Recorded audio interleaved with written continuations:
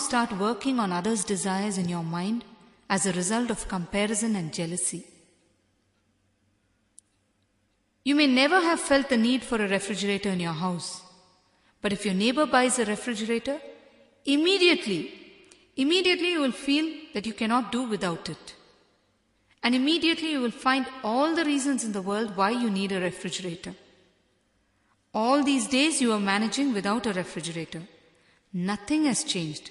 But what has happened? Your mind has stepped in with comparison. Of course, you will never own up to borrowed desires. It happens so subtly in your mind that the exact source of the borrowed desire goes unsaid. It is a cunning and subtle game of the mind. And we will always say that we are not bothered about others. A small story. One man returned to his neighborhood almost after 10 years. He went around the neighborhood with his friend. He was surprised to see the many changes in the place. He commented to his friend, "Prosperity has changed the face of this whole neighborhood." The friend replied, "No, not prosperity, just plain jealousy. We are all the time trying to beat the other." When you are after borrowed desires, you will never stop. Because when you are on the verge of realizing any one of them, another borrowed desire will come up from somewhere and you will be on the track once more. You will keep running because you are not centered within yourself. Your center keeps changing. Your center is on other people, not inside yourself. And their center is elsewhere, not inside themselves. Imagine how much you have to run, how much you have to pull and push according to the mass sway of your thoughts and emotions. You become like a puppet. I tell you, every time you want something, sit by yourself and think if you really want it or you want it because someone else has it. Do an honest analysis of each of your desires when they surface. Drop all your prestige problems and do a self-analysis. If you can't drop your prestige when you are alone, how will you drop it when you are with people? If you are able to live out only your desires, you will die a peaceful death, full of satisfaction, even if it is on the platform. But if you live your whole life with borrowed desires, you would never have seen real fulfillment.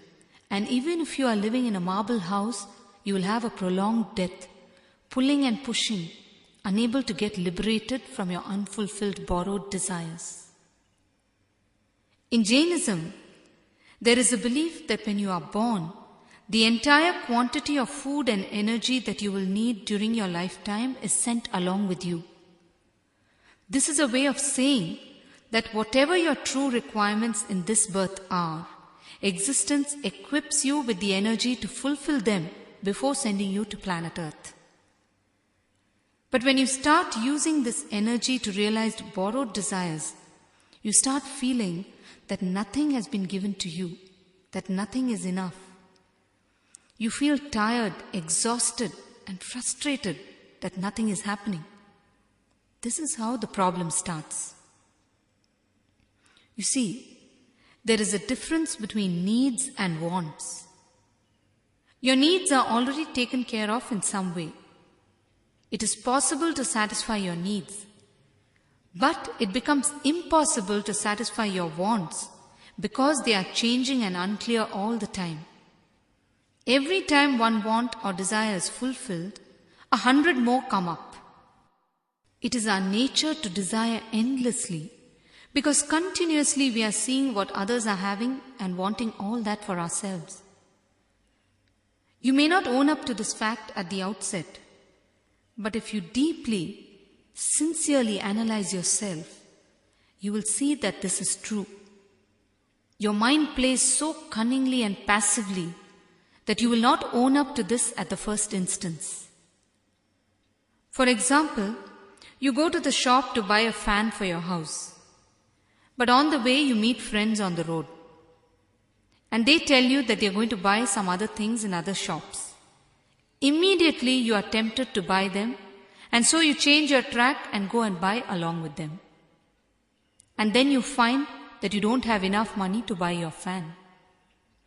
If you start comparing and living out others' desires, you will land yourself in deep trouble because you will not know where you stand. Always measure yourself with your own meter, never with others' meters. It is the most foolish and dangerous thing to do. In some places in India you can see, there will be monkey trainers who make a living out of training monkeys. They will carry a stick with them and use it to prod the monkey to do whatever they want it to do. They will wave the stick and shout, "Dance Rama, dance," and the monkey will dance. Then they will say, "Turn cartwheels Rama, turn cartwheels," and the monkey would turn cartwheels. The monkey will simply dance to the tunes of the stick. Like this, we allow a stick called comparison to run our lives. We dance to its tunes, doing things that are not our own things, but things that are dictated by the stick. There is no end to comparison, no end to our expectations. We're all the time asking for more and more and more.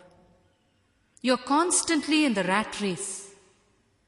How will you then relax and enjoy and feel fulfilled? And the thing about being in the rat race is, even if you win, you are only a rat. But somehow, late in life, at some point in time, you understand that even success in the rat race doesn't give you a sense of fulfillment. Even success leads to a deep sense of discontentment.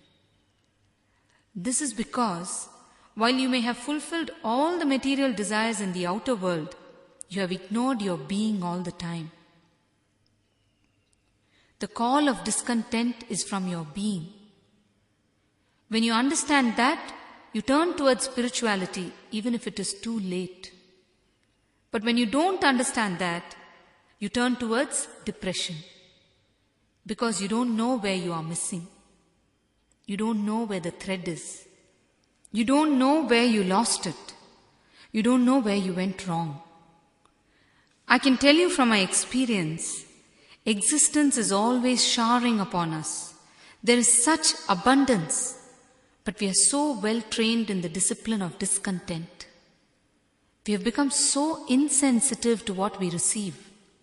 We always want more because someone or the other has more. Because comparison has become an unconscious process within ourselves. Because we don't know how to live a fulfilling life with a center within ourselves. A small story. One man was doing rigorous penance in a jungle for God to appear. God descended and appeared before him. He told him to ask what he wanted. The man was overjoyed.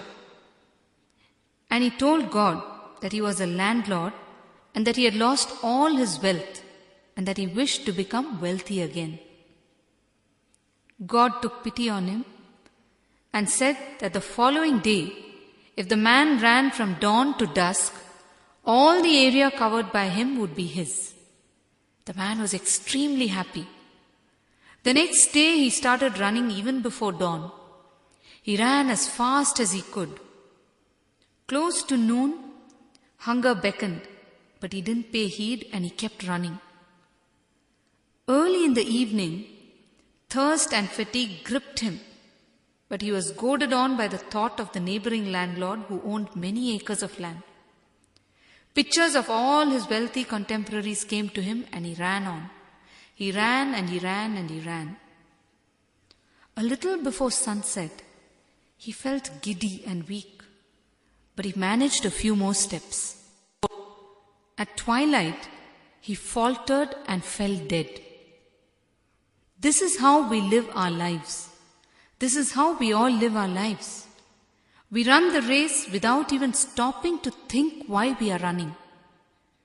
We run because everyone else is running. Shankaracharya beautifully describes this as tatakkim, tatakkim, tatakkim, which means what next, what next, what next. We are all the time thinking what next, This is what